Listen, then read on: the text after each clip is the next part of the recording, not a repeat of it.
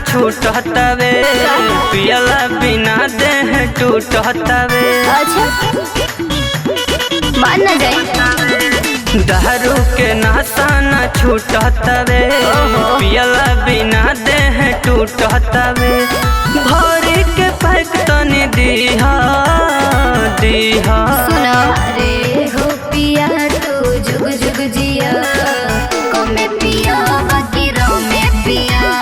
ए हो पिया तू जुग जुग जिया, कमे पिया बाकी रो में पिया। उजला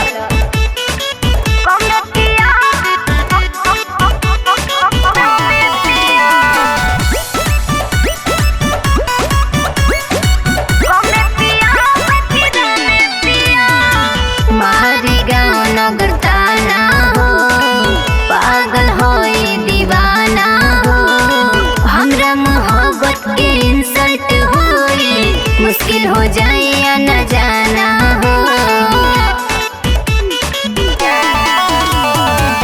कोहे वाला तो कोहेला, ढोवे वाला तो ढोवेला।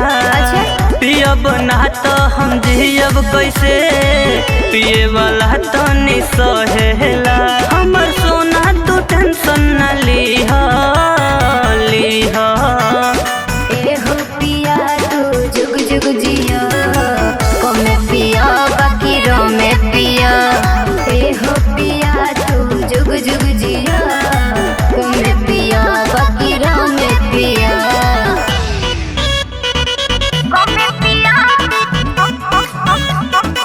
कमे पिया बाकी रो में पिया।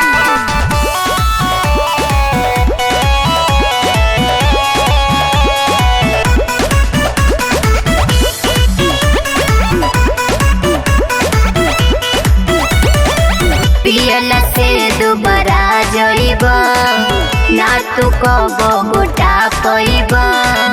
एहो पिया तो न केनियो के होइब, छने घरी में लुटा जइब।